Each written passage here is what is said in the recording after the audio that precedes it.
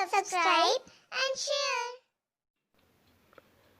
रानी लक्ष्मीबाई, झांसी की वह तलवार जिसके अंग्रेज भी उतने ही मुरीद थे जितने हम हैं।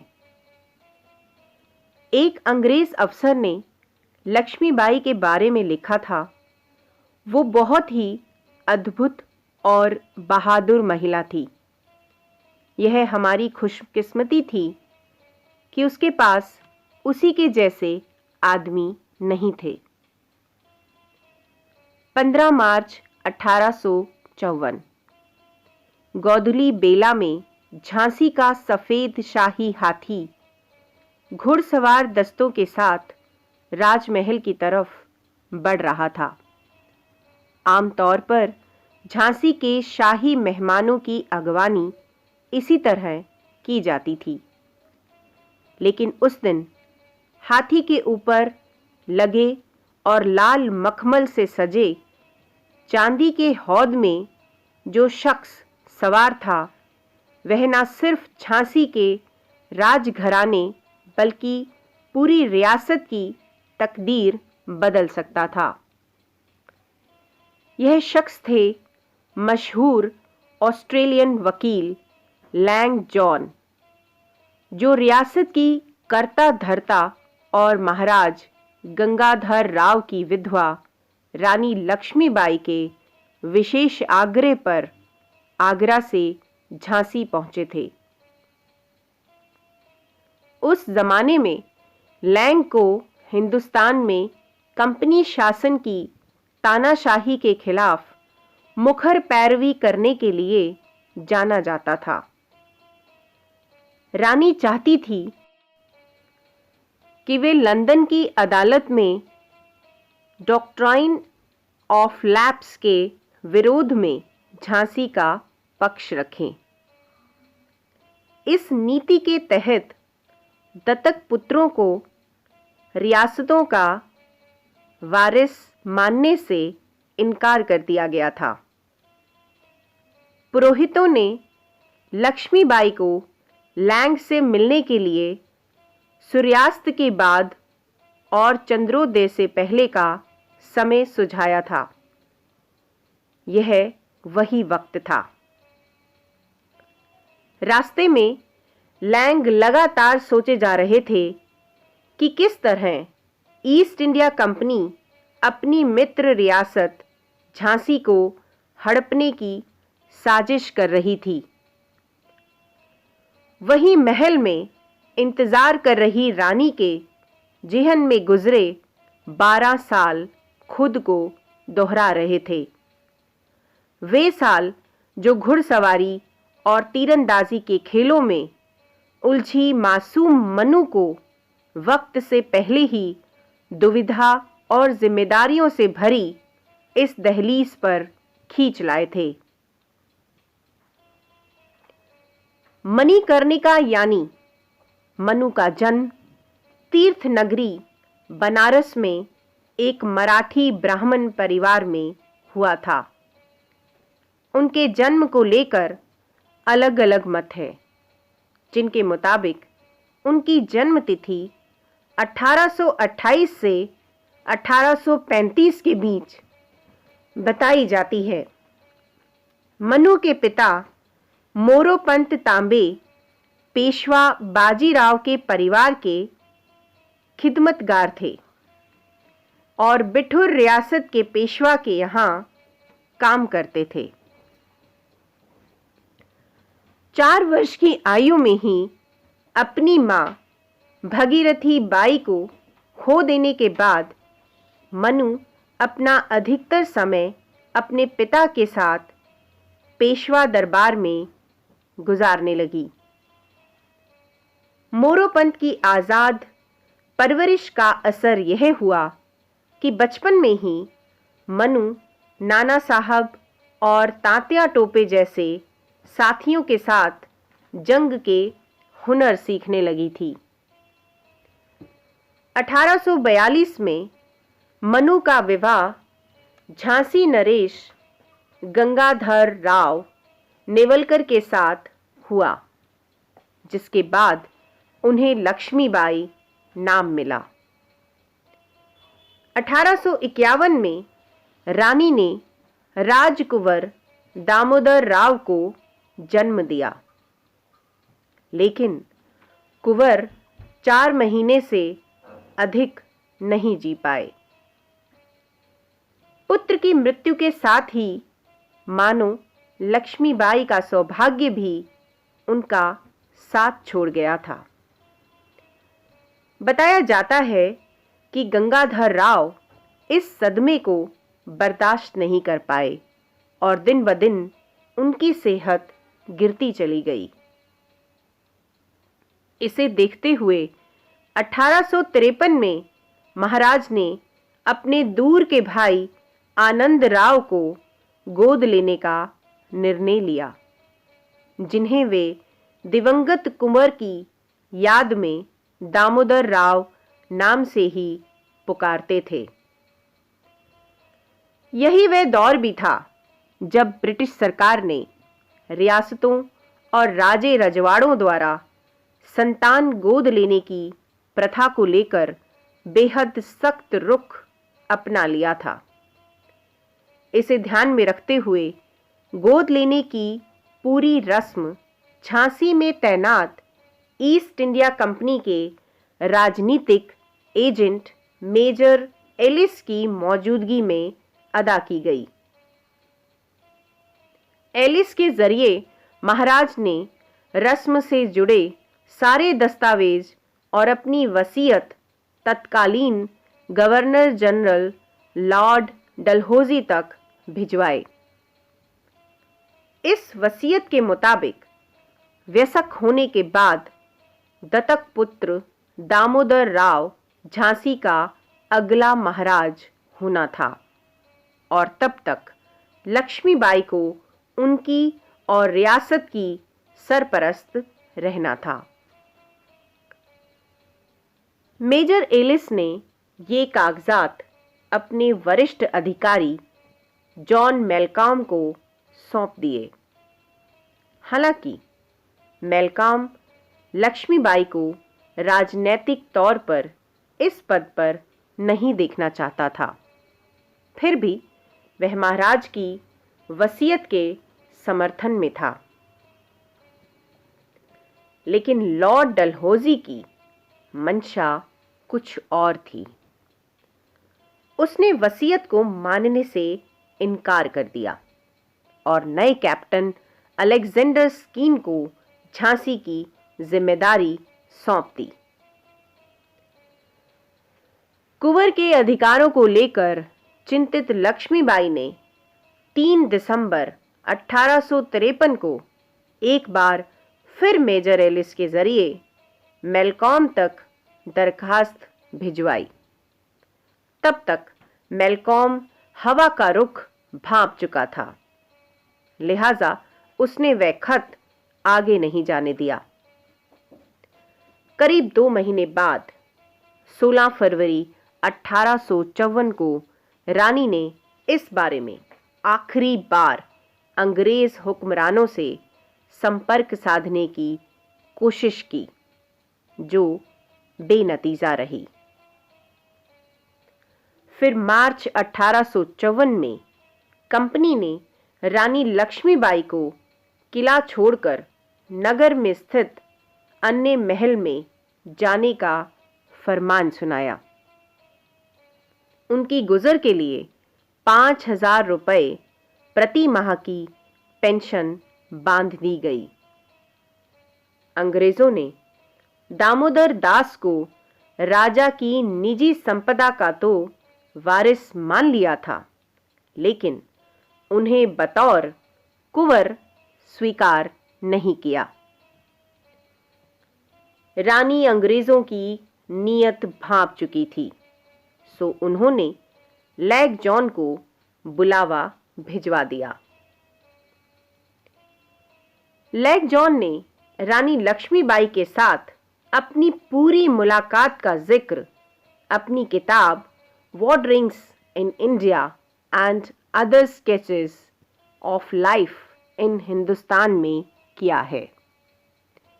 इसमें उन्होंने लिखा है झांसी के राजा ब्रिटिश सरकार के विश्वसनीय थे।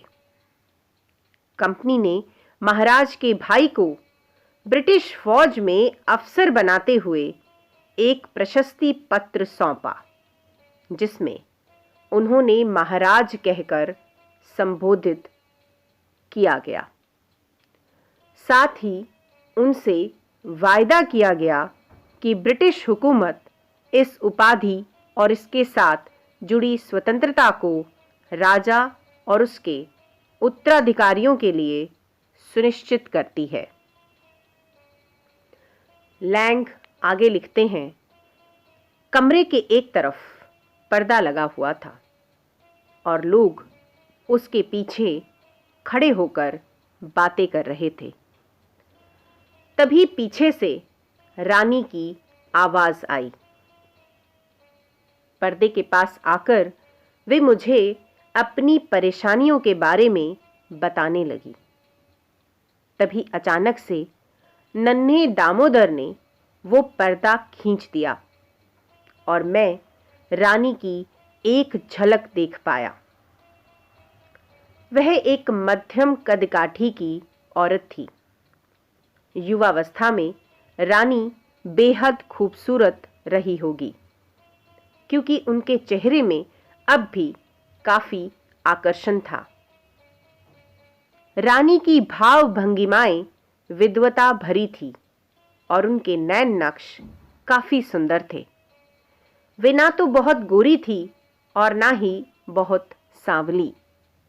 उन्होंने सफेद कपड़े पहने हुए थे और सिवाय कानों की स्वर्ण बालियों के उनके तन पर कोई भी आभूषण नहीं था।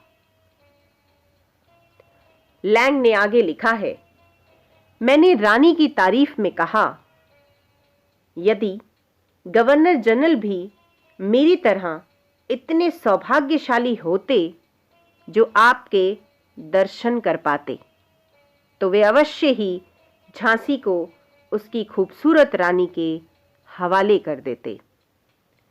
इस तारीफ के बदले में रानी ने शिष्टता भरा जवाब दिया कि ऐसा कोई कोना नहीं जहां आपके द्वारा गरीबों की मदद करने के किस्सों का जिक्र ना होता हो।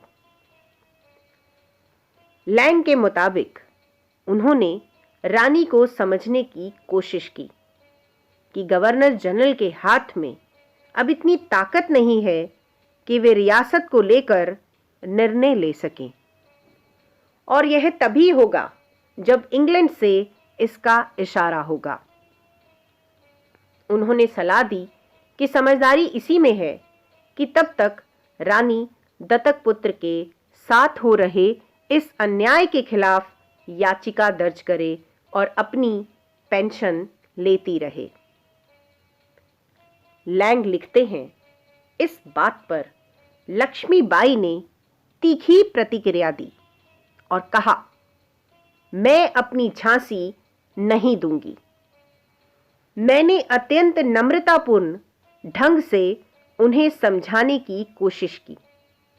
कहा, इस विद्रोह का कोई अर्थ नहीं निकलने वाला है। ब्रिटिश सेना ने लाव लश्कर के साथ 3 तरफ से आपको घेर रखा है। बगावत करने से आपकी आखिरी उम्मीद भी खत्म हो जाएगी। रात के 2 बज चुके थे। वे तकरीबन मेरी सभी बातों को मान गई थीं, सिवाय अंग्रेज सरकार से अपनी पेंशन लेने के। 22 अप्रैल 1854 को लैंग जॉन ने लंदन की अदालत में लक्ष्मीबाई का पक्ष रखा, लेकिन असफल रहे।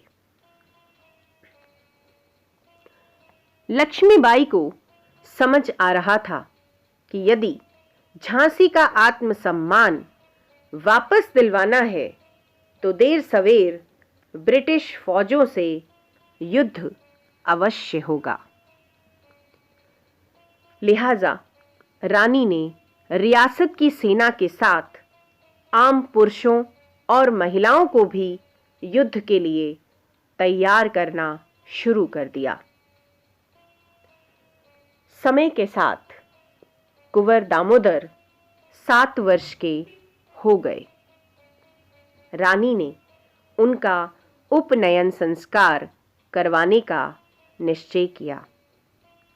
इसके बहाने लक्ष्मीबाई झांसी के सभी मित्रों, राजाओं, दीवानों और नवाबों को बुलाना चाहती थी ताकि आगे की रणनीति तय की जा सके।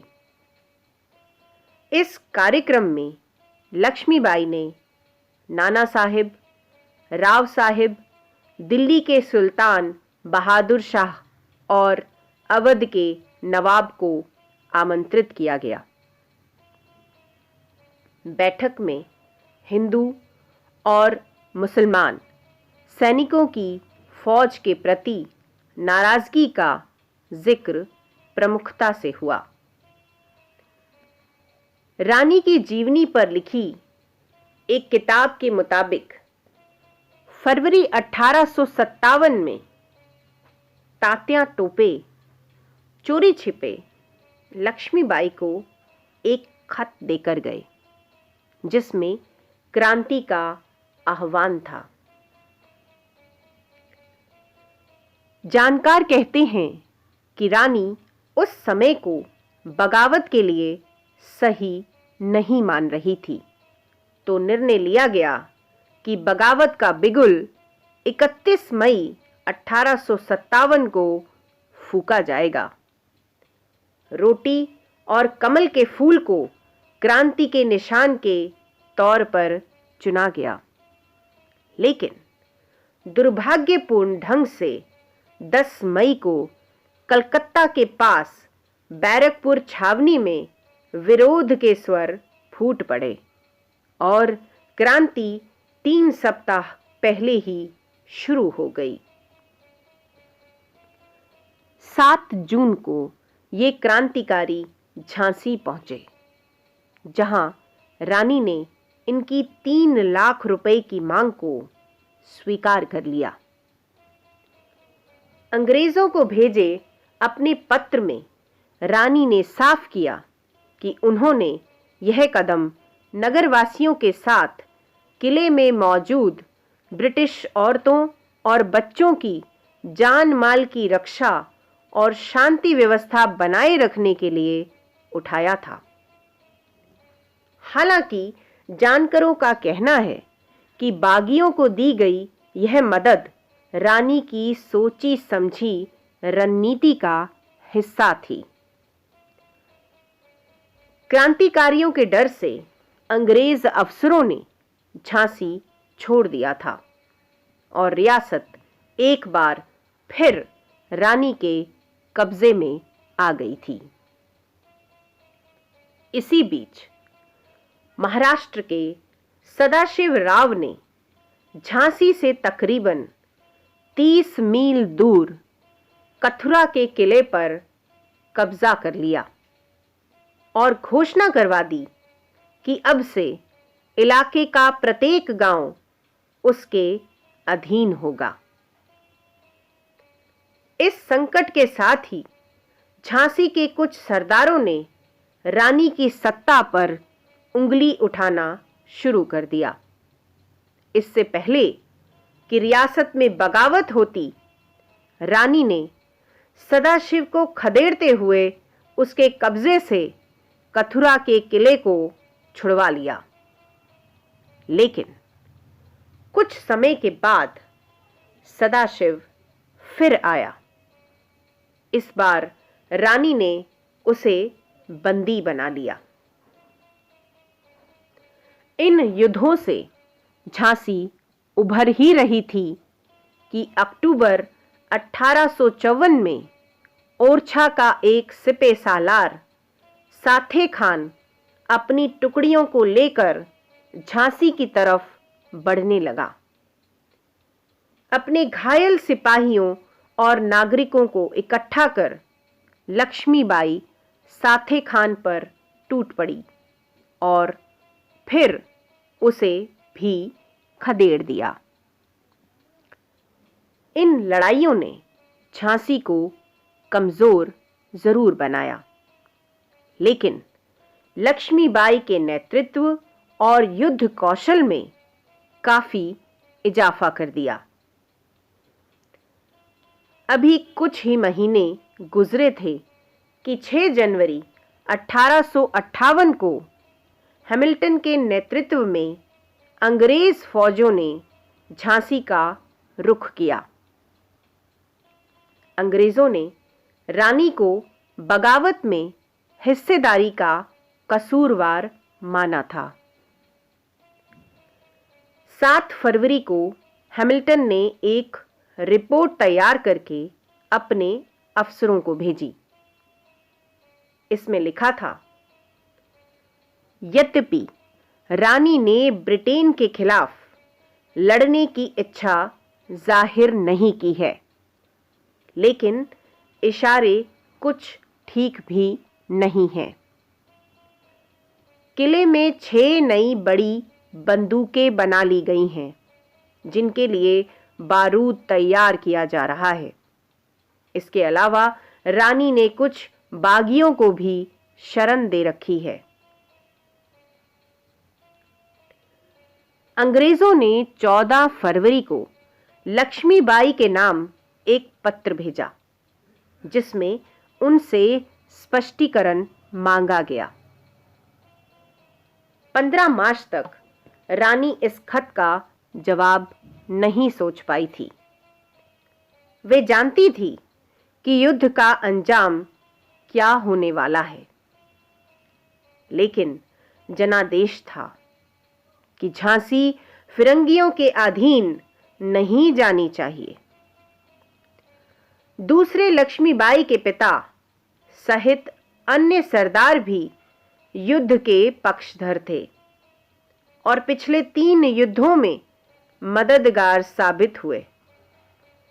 कई बागी सैनिक रानी की शरण में थे, जिनके लिए अंग्रेजों के साथ किसी भी तरह के समझौते का मतलब सिर्फ मौत था। लिहाजा निर्णय ले लिया गया। ब्रिटिश अधिकारियों ने आखिरी बार रानी के सामने निहत्थे मुलाकात की पेशकश रखी।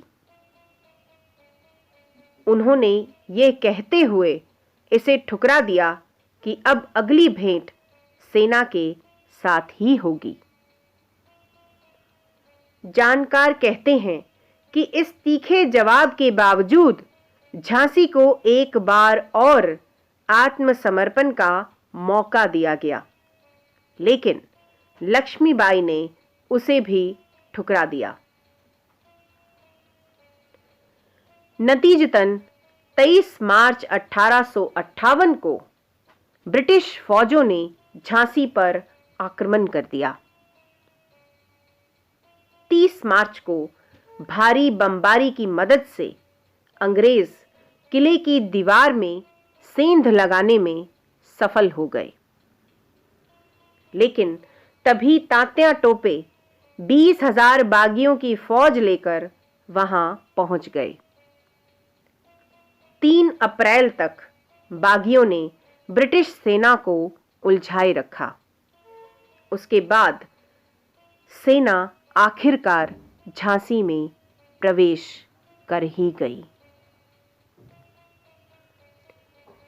खुद को कमजोर होता देख लक्ष्मीबाई झांसी की आखिरी उम्मीद दामोदर राव को अपनी पीठ बांध छोटी सैन्य टुकड़ी के साथ झांसी से निकल आई।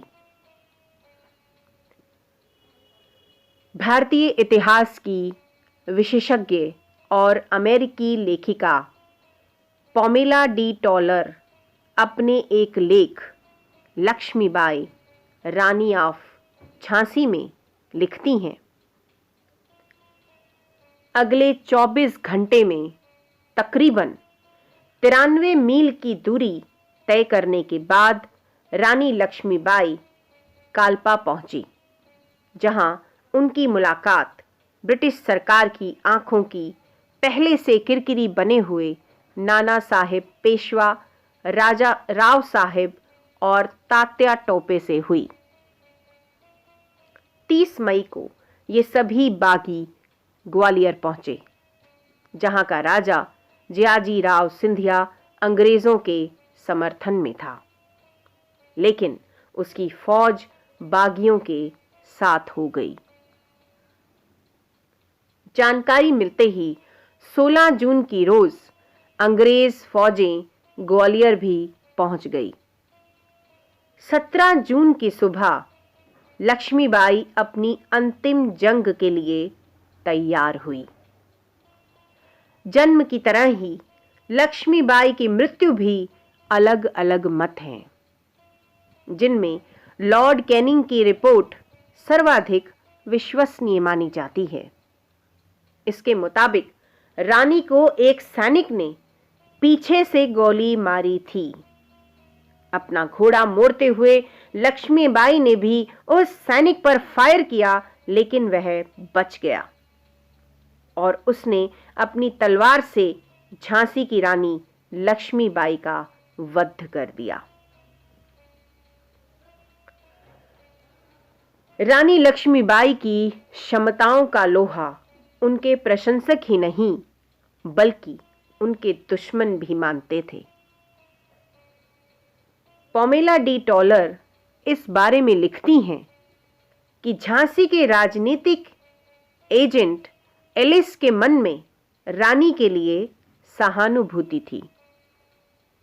हालांकि उसका वरिष्ठ अधिकारी मेलकॉम रानी को पसंद नहीं करता था, फिर भी उसने लॉर्ड डलहौजी को भेजे पत्र में लिखा था, लक्ष्मीबाई बेहद सम्माननीय महिला हैं और मुझे लगता है कि वे सिंहासन के साथ पूरा न्याय करने में समर्थ हैं। यही नहीं, झांसी पर आखिरी कार्रवाई करने वाले सर हू रोज ने कहा, सभी विद्रोहियों में लक्ष्मीबाई सबसे ज्यादा बहादुर और नेतृत्व कुशल थी। सभी बागियों के बीच वही मर्द थी। हालांकि कुछ अंग्रेज रानी के विरोधी स्वभाव से खफा भी थे। एक ब्रिटिश अफसर और वहां के अखबारों ने रानी लक्ष्मीबाई की तुलना हिंदुस्तान की इजाबेल से की, जिसके सर पर कई अंग्रेजों का खून लगा था और उसे कड़े से कड़ा दंड मिलना चाहिए था। J.H. सिल्वेस्टर की report recollection of the campaign in Malwa and central India का जिक्र करते हुए इतिहासकार क्रिस्टोफर हिबर्ट कहते हैं कि रानी अपने रंग रूप का प्रदर्शन करती थी, जिससे आकर्षित कई ब्रिटिश अधिकारी उन्हें बेवजह की तवज्जो देते थे, लेकिन इस बात को दूसरे कई अंग्रेज अफसरों ने ही नकार दिया था।